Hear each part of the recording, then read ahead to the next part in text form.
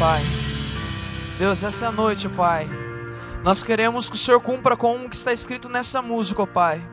Nós cremos que o Senhor é o Deus do impossível, ó Pai. Nós cremos, ó Pai, que a Sua vontade ela é boa, a Sua vontade é perfeita, a Sua vontade é agradável ao nosso coração.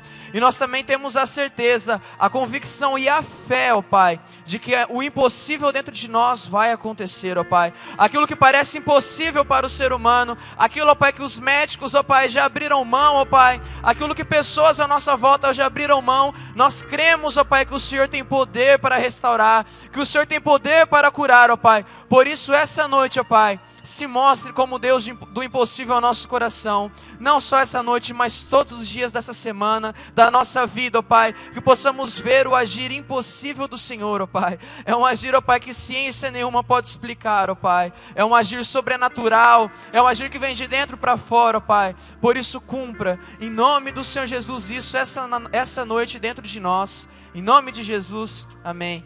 Amém, obrigado, equipe de louvor. Pode sentar, irmãos, graça e a paz, amém? Que bom que você veio, muito bom te ter aqui. E mais uma noite que nós entramos aqui e procuramos alguma palavra que nos dê ânimo. Como a série de mensagens diz, tenha ânimo.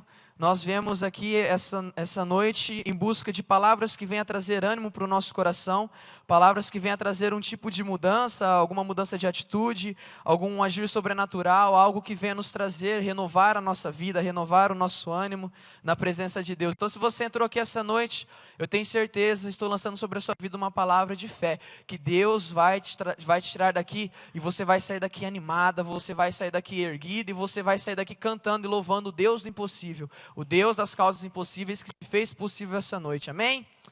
Que bom que você veio.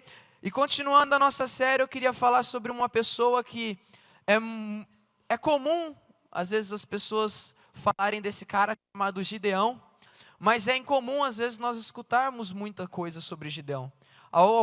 Eu já tinha ouvido há um bom tempo algumas coisas sobre Gideão, confesso que fazia muito tempo que eu não escutava e não estudava alguma coisa sobre Gideão. E talvez alguém aqui nunca nem escutou falar sobre Gideão. E se ouviu sobre Gideão, ouviu alguma história há muito tempo atrás, numa escola dominical, algum tempo atrás, em uma terça-feira de esperança, ou num domingo, mas não é muito falado. Então eu queria que a gente pudesse essa noite entender um pouco sobre da vida de Gideão e como que a vida dele, como exemplo, pode nos trazer um ânimo, pode nos trazer um revigorar. Como a gente pode usar a vida dele como exemplo, para que possamos ver que o Deus também traz ânimo ao nosso ser. E Gideão, a gente tem que entender algumas coisas. Nós devemos entender o contexto em que Gideão estava inserido. Então Gideão, a história dele está no livro de Juízes, capítulo 6, 7 e 8. E o contexto em que Gideão está inserido está em Juízes 6, do versículo 1 até o versículo 11. Então, nesses primeiros versículos do capítulo 6 de Juízes, fala um pouco aonde Gideão estava, o que estava acontecendo com o povo de Israel naquela época. Por quê? Nessa época de Juízes, foi logo após Josué, logo após a conquista da terra prometida, o povo ficou sem um líder, ficou sem um governante. Então, ele passava por épocas de juízes. Então, o povo se rebelava longe de Deus, Deus levantava um juiz, restaurava aquela terra com seu amor e sua misericórdia através desses juízes, e então o povo, ele voltava a ser o povo de Deus. Porém, assim que o juiz morria ou chegava à sua velhice, o povo abandonava a sua fé, passava mais bons anos afastados de Deus, e Deus dava outro juiz. Então, do povo de Israel que estava passando por alguns problemas. Israel estava em apuros. E que contexto que era esse? Israel estava afastada de Deus. Gideão estava numa época em que Israel estava muito afastada de Deus. Estava completamente distante, completamente longe da presença de Deus, longe da presença daquele que tirou o povo do Egito. Outra coisa que estava vivendo Israel é que eles estavam escondidos. Nessa época, Israel vivia escondida, vivia com medo, vivia fugindo dos midianitas, que não via a hora de achar um povo de Israel para já tentar atacar, para já tentar matar, para roubar, para tirar tudo que tinha de Israel. Então Israel vivia escondida nessa época de Gideão. Então eles viviam amedrontados. era uma nação amedrontada, uma nação que estava com medo. Eles saíam de casa já com medo de acontecer alguma coisa. Eles nem às vezes imaginavam se podia ter alguém lá não, mas eles já saíam com medo. E quando eles saíam com muito medo. Era uma nação que estava passando por um período muito escuro, economicamente mal. Porque os midianitas, além de matar, os midianitas roubavam tudo que tinha, queimava tudo que tinha. Ou seja, a economia agrária de Israel estava falindo. Tudo quanto eles possuíam, os midianitas iam e queimava com tudo, acabava com tudo. Então nós começamos a ver que, graças a uns dos problemas que estavam, todos os problemas na verdade que estavam acontecendo, é porque a nação estava afastada de Deus e era uma nação idólatra. Então, pela nação não adorar apenas somente a Deus, o nosso Senhor, idolatrava outros deuses daquela época, principalmente Baal. E isso fez com que ela se afastasse de Deus e acontecesse tantas coisas ruins com aquela nação. E a minha pergunta para você é: como você entrou aqui essa noite? Talvez você entrou como Israel naquela época. Às vezes você entrou aqui acabado. Você entrou aqui acabada. Às vezes economicamente você não está passando por um período muito bom. Às vezes você está com medo de logo ter que declarar falência.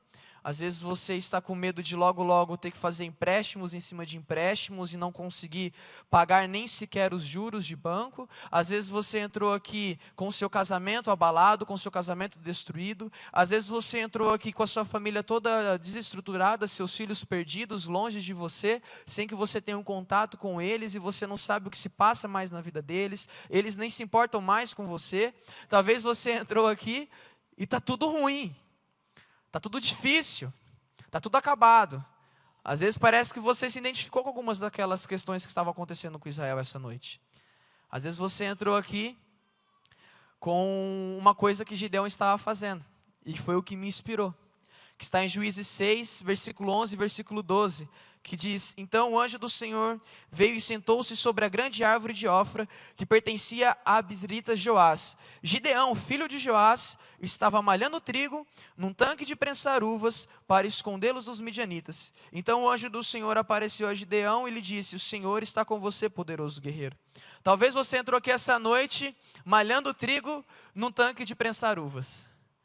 Talvez você entrou aqui completamente desregulado, completamente diferente daquilo que você poderia estar vivendo na presença de Deus. E por quê? Como assim, malhando trigo num tanque de prensar uvas? Isso aqui, gente, era uma eira. Era como os israelitas naquela época, o povo daquela época malhava o trigo. Então a gente vê que eles tiravam as impurezas, era o ar livre, era algo para ser leve, algo para ser gostoso.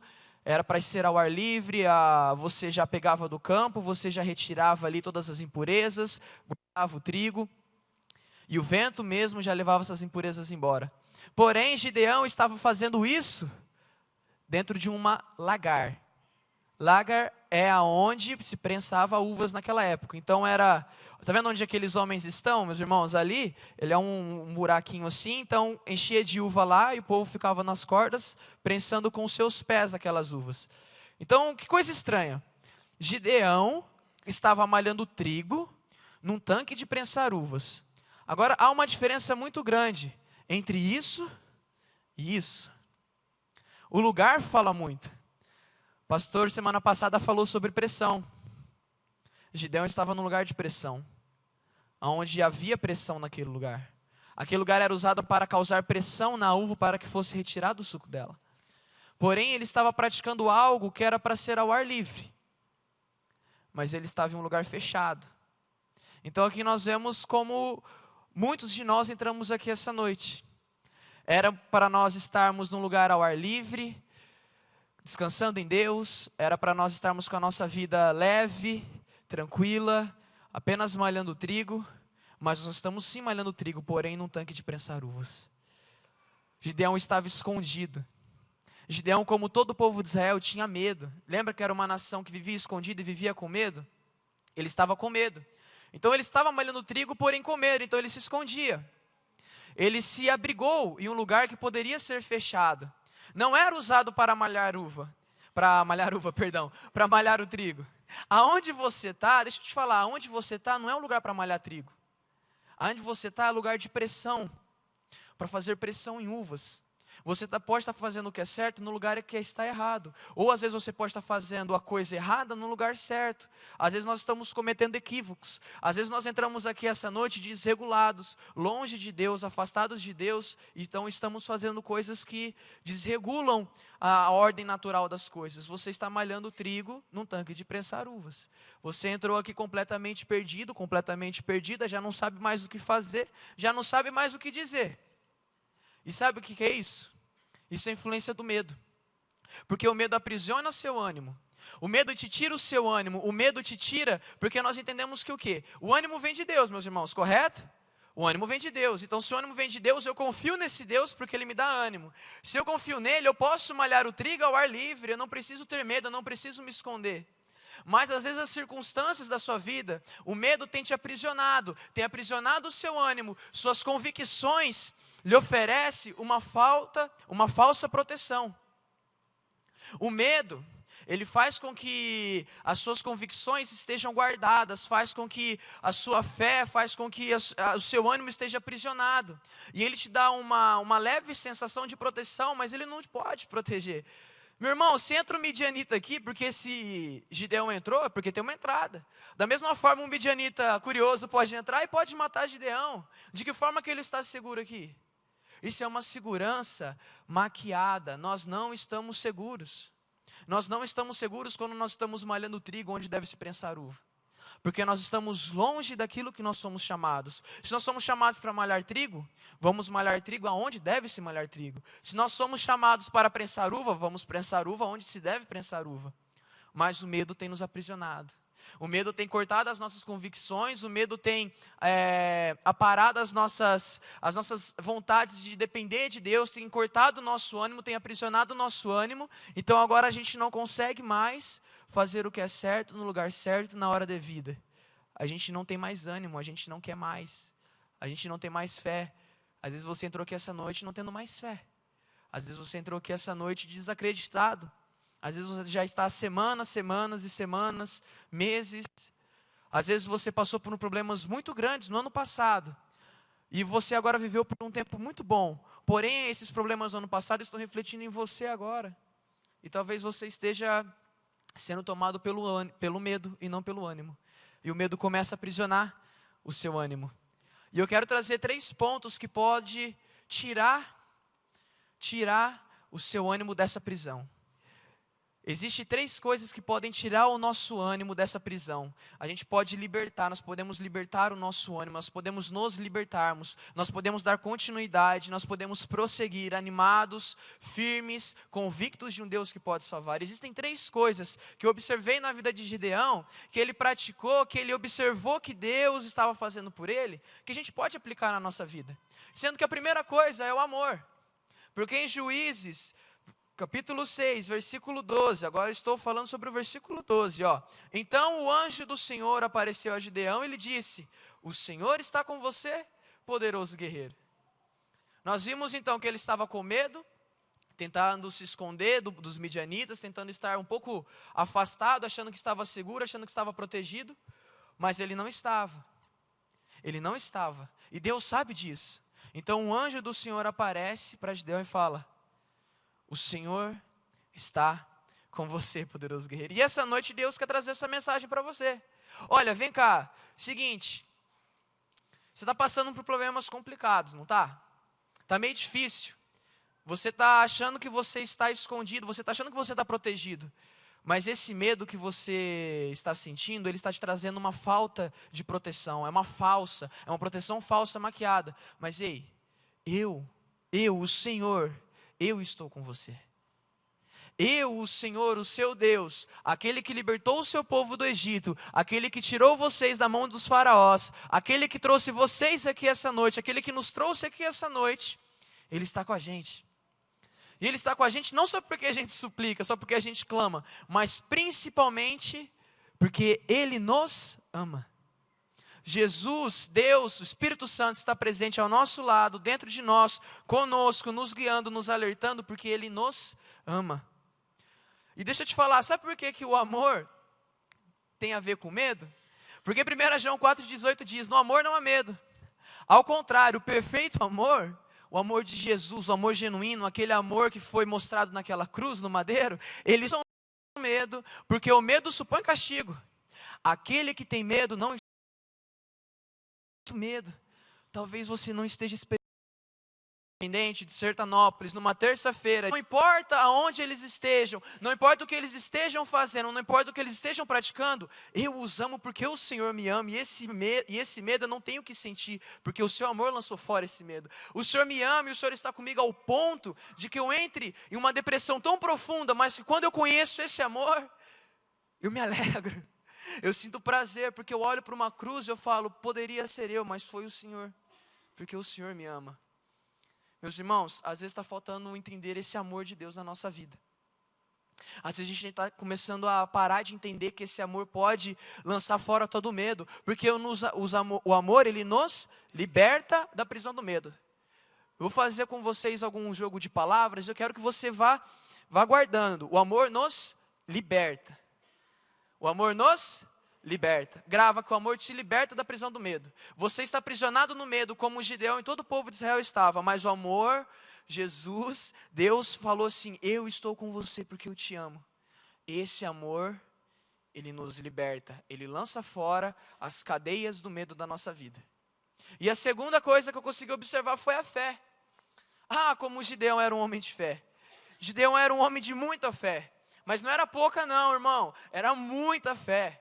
Gideão era um cara que tinha muita fé num Deus Salvador. Tanto que em Juízes 7, versículo 8 até o versículo 11 diz: Gideão mandou os israelitas para as suas tendas, mas reteve os 300, e estes ficaram com as provisões e as trombetas dos que partiram. O acampamento de Midian ficava abaixo deles no vale.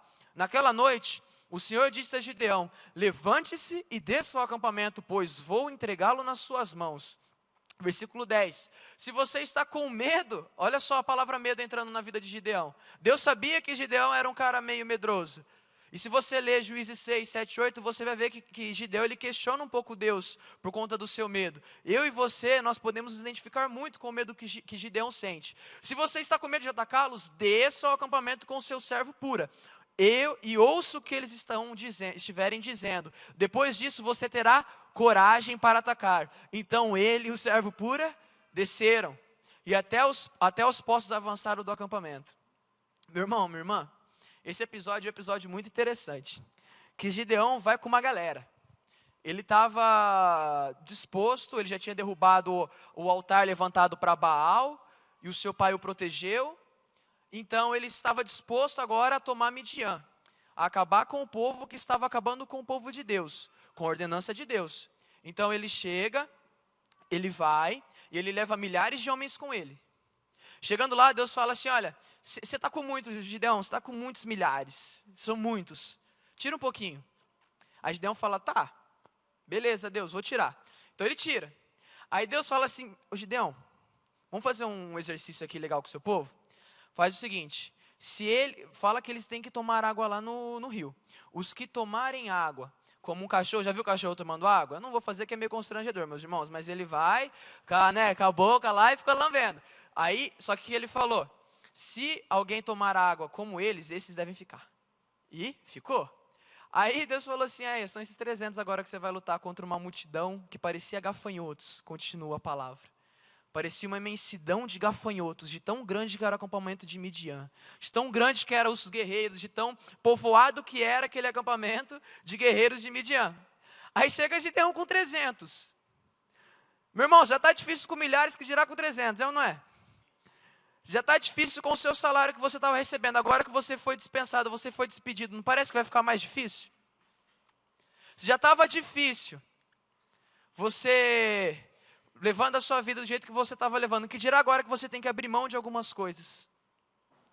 Se já estava difícil antes, quem dirá agora que Deus tirou aquilo que não era necessário na tua vida e te deixou com o necessário? Parece que é pouco, não parece? Parece que a gente está vivendo com pouco? Você já parou para pensar que às vezes você se pega resmungando que você está vivendo com pouco, meu irmão? Salmos 23, se o Senhor é o meu pastor, de nada eu terei falta. O Senhor me dá aquilo que eu preciso, aquilo que eu necessito, não há mais. O Senhor não me vai dar mais, por quê? Porque eu posso me vangloriar. Se o Senhor te der a mais, pode ser que você caia no pecado da vanglória. Se o Senhor te dá mais, pode ser que você não saiba aproveitar aquilo. Se o Senhor te dá mais, pode ser que você não dê valor. Se o Senhor te dá mais, pode ser que você não tenha fé. Colocar 300 com Gideão contra uma imensidão de midianitas e deixar você com o pouco que você tem, é exercer fé, meu irmão. E Gideão era demais, porque ele exercia a fé. Gideão, ele entendeu, Deus estava fazendo aquilo porque era necessário. Às vezes você entrou aqui essa noite falando, mas por que Deus me tirou tanto, me deixou com tão pouco? Meu irmão, minha irmã, é necessário. Para você lançar fora todo o medo da sua vida, é necessário você produzir fé em você. É necessário que essa fé que provém de Deus seja produzida, seja exercitada em você. E talvez você esteja com os seus 300, olhando para uma imensidão de contas e falando, meu Deus, como eu faço com isso? Meu irmão, tenha fé. Gideão desceu. Gideão, então, desceu. Só que Gideão, ele não teve coragem. Porque ele iria ter coragem para atacar o povo depois que ele descesse. Gideão então deu um passo de fé.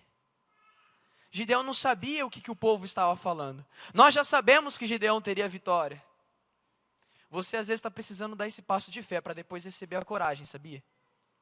Às vezes você precisando abrir mão de alguma coisa que Deus está pedindo. Deus está falando assim, olha, sabe isso daqui? Isso daqui ele é meu. E você fala, Deus, mas é tudo que eu tenho. Se isso é tudo que eu tenho, eu não sou nada para você. Se o pouquinho que você tem na sua mão é tudo que você tem, Deus não é nada para você. E talvez Ele queira essa noite estar exercitando a sua fé para tirar o medo do seu coração. E talvez você precise entregar, você precisa descer. Estou aqui para atacar. Quando o Gideão faz isso, ele se expõe. Ele tem um ato de fé de descer, de ir. E agora ele escuta o pessoal dos midianitas lá conversando, e um deles tem um sonho de que eles seriam varridos pelo povo de Gideão, pelo povo de Israel. Então sabe o que eles fazem? Na hora que Gideão chega lá, o povo bota para correr. Não porque eles iriam Gideão, mas olha só que interessante. Gideão criou coragem para atacar o povo depois que ele escutou a conversa e depois que ele desceu. E como que isso não pode ser aplicado na nossa vida? E como você quer coragem se você não desce? Como você quer ter ânimo, como você não quer ter mais medo, se você não desce? Se você não confia, se você não coloca que a sua confiança é plena e total em Deus, e não no pouco que você tem. Porque do pouco que a gente tem, do nada que a gente tem, Deus pode transformar em tudo. Lembra que o pastor falou do caos ao cais, do caos, do preto, daquela coisa escura, daquela coisa densa, Deus pode transformar o mundo em uma maravilha. Mas é necessário ir, é necessário dar o passo de fé. Meu irmão, minha irmã, é necessário que nós demos passos de fé. É necessário que nós olhamos para Mateus 17, 20, em que os discípulos tentaram expulsar alguns demônios e não conseguiram. Então Jesus falou, ele respondeu, porque a fé que vocês têm é pequena. Eu lhes asseguro que se vocês tiverem a fé do tamanho de um grão de mostarda, poderão dizer a este monte, vá daqui para lá, e ele irá, nada lhes será impossível. Meu irmão, se você tiver uma fé desse tamanhozinho, esse é o tamanho do grão de mostarda. Agora pega um grãozinho desse de mostarda e coloca no pé de um monte. Se você tiver a fé desse tamanho, você pode mover um monte que está na sua frente. Se a sua fé for um pouquinho, se for desse tamanhozinho, meus irmãos, é um pontinho. Se a nossa fé for desse tamanho, se você ter a fé como Gideão teve, de com 300, descer até o acampamento, e ali sim, ser presenteado com a coragem, ser presenteado com algo que não havia mais medo, aí sim você não vai estar mais aprisionado no medo. Aliás, você já não está mais aprisionado no medo, porém a fé nos impulsiona a sair dessa prisão ao qual fomos libertos pelo amor. Então, o amor nos libertou e agora a fé nos impulsionou. Meus irmãos, as correntes quebraram, você entendeu o amor de Jesus pela sua vida, então tudo se quebrou ali. Você aceitou Ele como único e suficiente Salvador na sua vida, não tem mais medo. Você agora pode ter ânimo e viver completamente em Deus. Aí agora a fé vem e faz o que em você? Vamos? A fé te impulsiona. A fé faz você viver em passos de fé, não em passos largos, mas em passos pequenos de fé, em passos que vão te transformando de glória em glória, aos poucos, uma fé que te impulsiona. Essa é uma fé que te pode tirar da prisão do medo. O amor nos libertou, mas quem te impulsiona a sair dessa prisão é a fé. O amor de Deus quebrou as correntes, mas agora tenha fé de que essas correntes foram quebradas. Acredite que as correntes do medo na sua vida foram quebradas e hoje você pode dar esse passo de fé. Hoje você pode avançar com 300, com 100, com 50, com nada, assim como o Gideão avançou. Porque lá na frente você vai receber a coragem. Você pode vir essa noite ter procurar algo, sabe assim, você veio essa noite para procurar a coragem, você veio essa noite para procurar o ânimo. Mas eu fico feliz porque você veio essa noite. Algo te impulsionou a sair de casa, e isso é um negócio muito forte, que é chamado fé. Meu irmão, se a nossa fé for desse tamanho, a gente pode mover montanhas. Nada será impossível para o agir de Deus na nossa vida. Tenha fé, saia da prisão, já foi quebrado, já está caído por terra, agora saia, seja impulsionado por essa fé. E o terceiro ponto que eu queria falar com os irmãos é a esperança. E Gideão era um cara muito esperançoso, né? Com 300 achar que vai dar certo, é muita fé e muita esperança em um Deus que pode.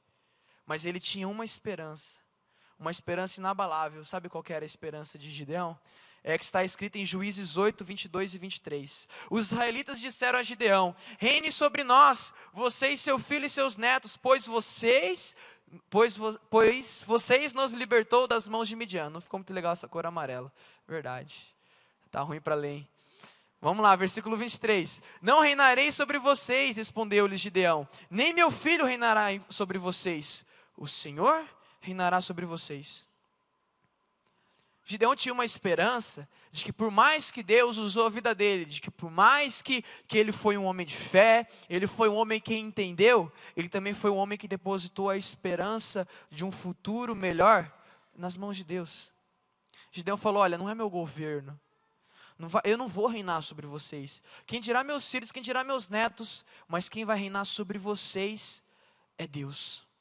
O nosso Senhor, que com amor nos libertou, que com a sua fé produzida em nós, nos impulsionou, essa esperança de que Ele governará da forma correta, de que Ele dará o melhor dessa terra para nós, é uma esperança verdadeira e eu acredito nisso. E você acredita nisso nessa noite, amém? Você acredita que não é você quem vai reinar sobre a sua vida. Talvez você entrou nesse terceiro estágio, talvez você, Tanner, mas eu já fui liberto pelo amor. Tanner, a fé tem me impulsionado a vir aqui todos os dias. Mas a esperança tem te alimentado? Ou será que você ainda fica tentando tomar o governo da sua vida? Às vezes você não está entregando, como eu falei lá atrás. Às vezes você está deixando o controle da sua vida na sua mão.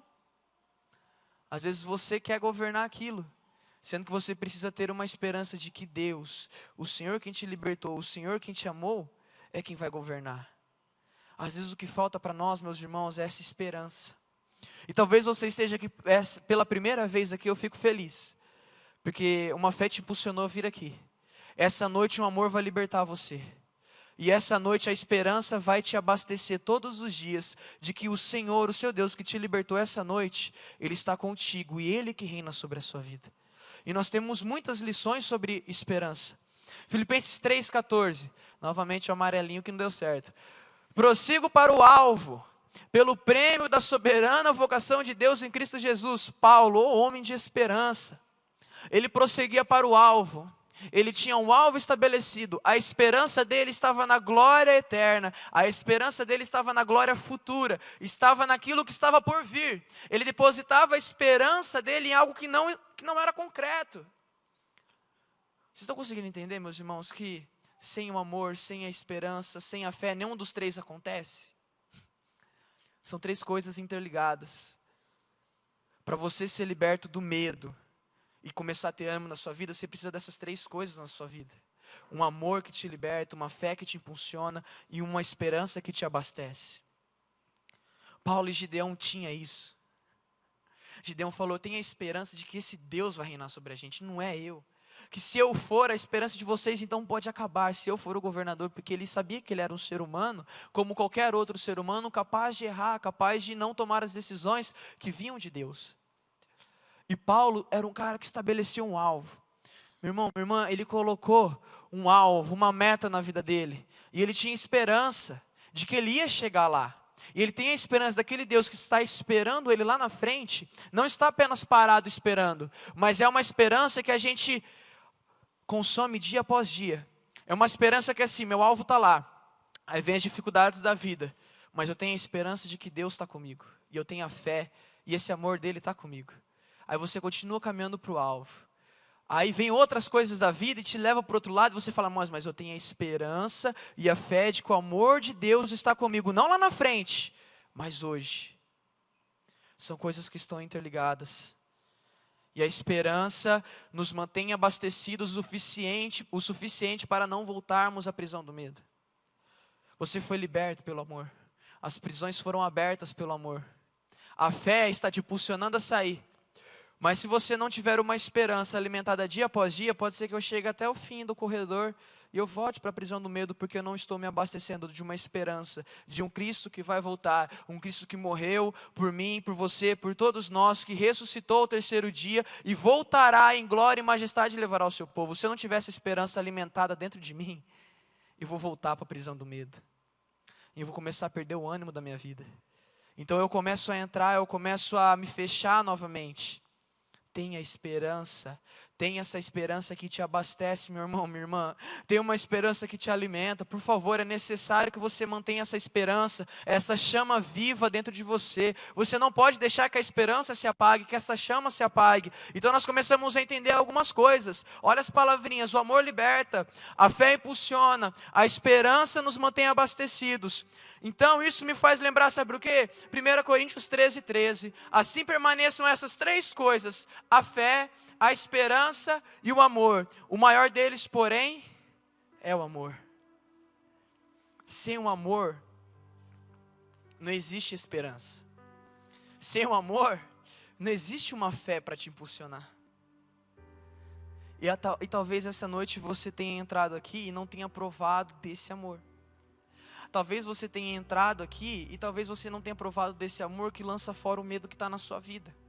O medo que tem te aprisionado e tem tirado o seu ânimo, que tem tirado a sua vontade de prosseguir. Esse medo que vem te aprisionando dia após dia e você já não sente mais prazer em fazer nada, não só para Deus, mas você já não sente mais prazer em fazer nada para ninguém, nem para você mesmo. Você já não sente prazer em fazer coisas boas na vida porque o medo te aprisionou. O medo de você sair lá fora e alguém te taxar como alguém que está indo na igreja presbiteriana na terça-feira à noite e te taxar como crentinho agora, te excluir da roda de amigos. Você já não é mais bem visto. Talvez você já comece a se aprisionar no medo de que você já não é mais bem visto na sociedade, na empresa onde você trabalha. Você já não é mais bem visto pelos seus funcionários. Você já não é mais bem visto pela sua família. Você já não é mais bem visto dentro da sua própria casa.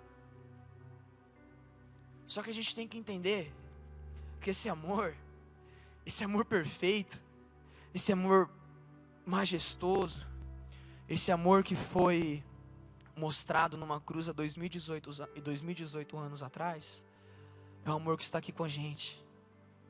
Ele está dia após dia do nosso lado, batendo na porta, falando: olha, eu quero entrar.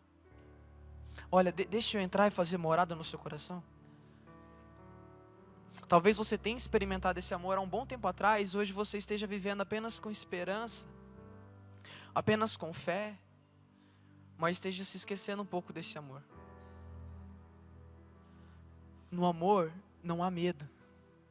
O primeiro passo para nós termos ânimo e não termos mais medo, não ficarmos aprisionados em falsas crenças, ficarmos aprisionados com medo do amanhã, com medo do que pode acontecer daqui a pouco, com medo do que pode acontecer na nossa empresa, na nossa família, com os nossos amigos, com a nossa vida conjugal, com medo do mundo, com medo de sair de casa. É o amor. O que pode lançar tudo isso fora é o amor. E talvez você já tenha experimentado, porém você pode ter se esquecido. E talvez você esteja se aprisionando novamente. Porque se não tem amor, não tem liberdade. Se não tem liberdade, há aprisionamento. E se tem prisão, Você está tomado pelo medo e você não tem mais ânimo em viver a sua vida. Você tem medo do que pode acontecer todos os dias e você já não quer mais sair de casa. Gideão reconheceu o amor de Deus pela vida dele. Em um tanque de prensar uvas, malhando trigo, escondido com medo. E você? Talvez na mesma situação que Gideão. Em um tanque de prensar uvas, malhando trigo, deu esse amor para Gideão e Gideão reconheceu. Tenha ânimo, porque Deus ama você. Eu queria convidar já o Ministério de Louvor que pudesse subir aqui à frente. Tenha ânimo. Não tenha mais medo, meu irmão, minha irmã. Você não precisa mais ficar preso ao medo, porque existe um amor que às vezes você já experimentou, mas hoje não experimenta mais. Ou um amor que você nunca possa ter experimentado e você entrou aqui essa noite. Que amor é esse? É um amor que tira o seu medo. É um amor que te anima. É um amor que te faz andar em passos largos, passos curtos. É um amor que te faz viver. É um amor que por mais que você esteja fazendo a coisa certa, no lugar errado, é um amor que te alcança. É um amor que por mais que você esteja bem, talvez você está aqui e esteja falando para mim, Tanner, mas eu estou bem. Eu não estou malhando trigo no tanque de prensar uvas. Eu estou prensando uvas no tanque de prensar uvas. Eu estou malhando trigo onde se deve malhar trigo. Eu estou fazendo o que é certo, na hora certa, no lugar certo, da forma correta. Minha vida está bem. Mas tome cuidado. Vigia. Para que esse amor não se esfrie no seu coração. Porque se um dia esse amor se esfriar, você pode começar a sentir medo. Você pode voltar a sentir medo. E talvez você comece a viver numa prisão, onde você já não tem mais ânimo para caminhar, onde você já não tem mais ânimo para poder sair da sua casa, onde você já não tem mais ânimo para nada. E você se esqueceu do propósito que Deus tem para a sua vida. Eu queria que você colocasse de pé, que as luzes pudessem ser um pouco abaixadas. A gente vai cantar uma música, que é uma declaração de amor. É você esbravejando com amor, você declarando o amor de Deus e você declarando o amor que Ele sente pela sua vida. Essa música fala, tem ciúmes de mim. O nosso Deus, Ele olha para nós e fala, é meu filho, eu não posso perder ele para esse mundo, eu não posso perder ele para o medo, eu amo a vida dele.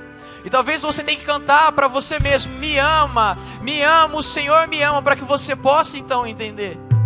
Faça esse exercício essa noite, cante esse amor, não só com palavras, por favor meus irmãos, não só com palavras, mas cante de coração, cante com a sua alma. Deus me ama, o Senhor me alcança, assim como o Senhor alcançou Gideão, em tempos de crise, em tempos de pressão. Eu posso também estar passando pela bonança, mas o seu amor me alcança, e eu me lembro da onde o Senhor me tirou, eu me lembro que um dia eu era amedrontado, e hoje eu tenho ânimo, porque o seu amor me libertou. E essa noite talvez você tenha que declarar, Deus, me liberte deste medo, eu quero ter ânimo novamente. Declara essas palavras. Declara essas palavras. Tem ciúmes de mim, o seu amor é como um furacão, e eu me rendo ao vento de sua misericórdia.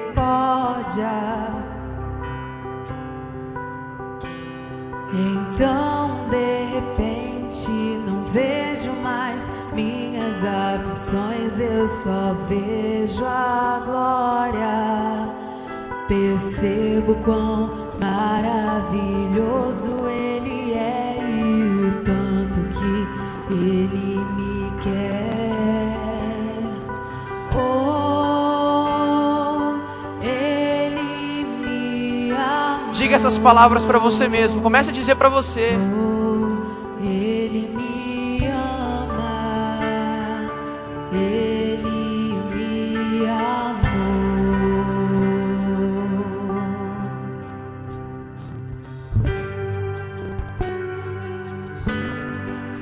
Pai, nos alcance com o seu amor essa noite, Pai.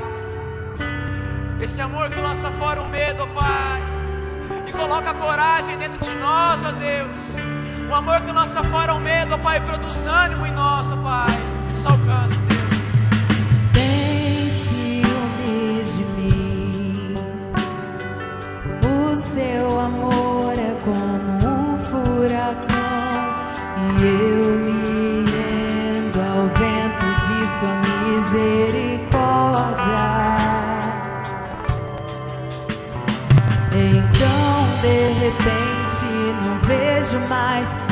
minhas aflições. Olha o medo. Eu só vejo Olha o medo sendo lançado fora na sua vida essa noite. Percebo quão maravilhoso Ele é e o tanto que Ele me quer.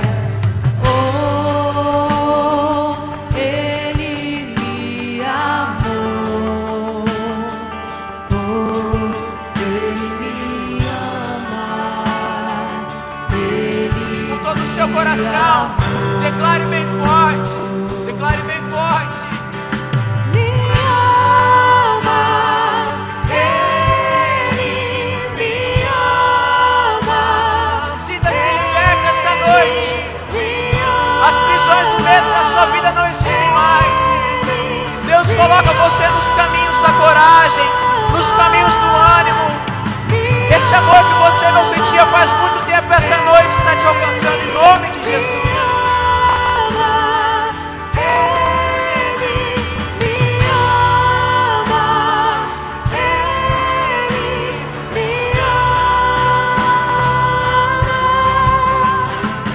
Somos sua herança, Ele é o nosso galardão.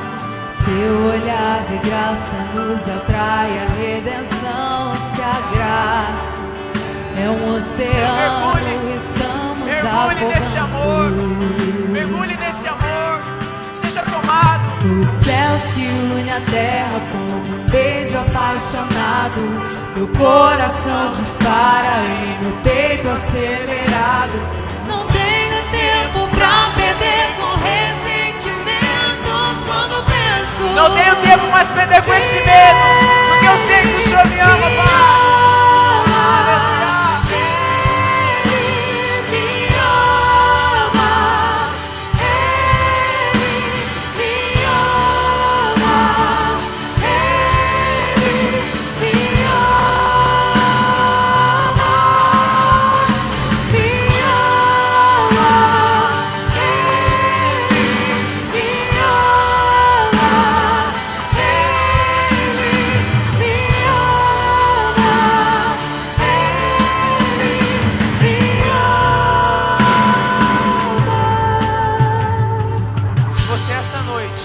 Deseja iniciar uma campanha, sendo liberto das prisões do medo, não deixando mais que o medo tome conta da sua vida, não olhando mais para o lado, mas sendo liberto pelo amor, sendo impulsionado pela fé e sendo abastecido dia após dia pela esperança, para que você tenha ânimo mais na sua vida, para que você tenha ainda mais ânimo em viver na presença de Deus. Você pode vir à frente. Convido os irmãos da intercessão que venham à frente, os irmãos que vão começar hoje a sua campanha, e aqueles que estão na sua na sua quinta, sexta e sétima semana de campanha também pode vir à frente. Os presbíteros também, se puderem estar vindo à frente. Guilherme também, seminarista. A gente vai estar orando pela vida de vocês. Vocês que também desejam, depois você pode pegar esse cartãozinho e colocar depois atrás o propósito dessa campanha. Mas ela hoje se inicia com você liberando amor na sua vida, deixando que Deus venha com esse amor e te alcance. Que essa fé te impulsione e que você viva abastecido pela esperança. Se você vai começar essa noite, é por esse motivo. E você da quinta, sexta e sétima semana vem, que a gente quer orar. E você que vai ficar no seu lugar, continue adorando a Deus. Tem ciúmes de mim. O seu amor é como um furacão, e eu me rendo ao vento de sua misericórdia. Então de repente não vejo mais minhas aflições, eu só vejo a glória. Percebo quão maravilhoso Ele é e o tanto que Ele me quer. Oh, Ele me amou. Oh, Ele me ama. Ele me amou.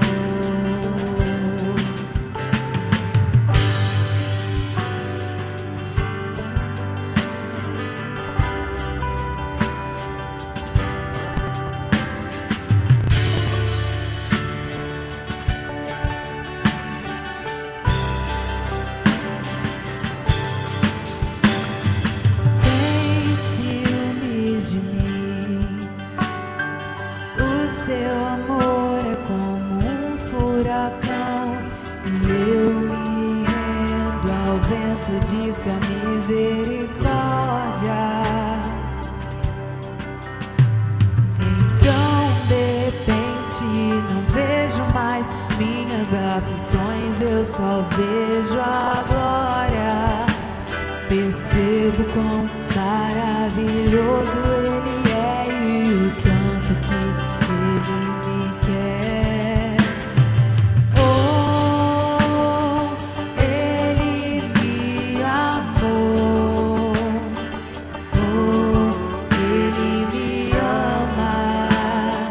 Ele me amou.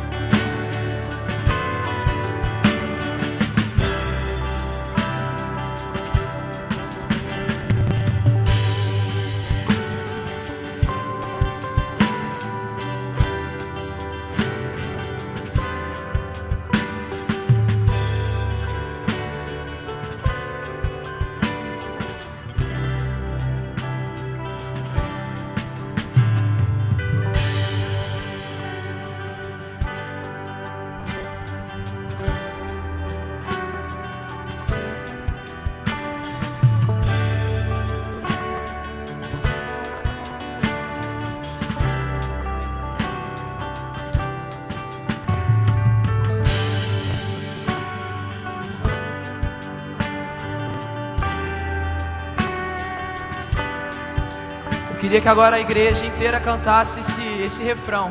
Apenas as vozes e o teclado, e um só coro. Me ama. Me ama. Ah, obrigado, Abba. Obrigado, Abba Pai. Obrigado porque esse amor nos renova, Pai. Esse amor nos traz ânimo, Pai, para caminharmos novamente mais alto, igreja, para Sertanópolis escutar. Ele me ama.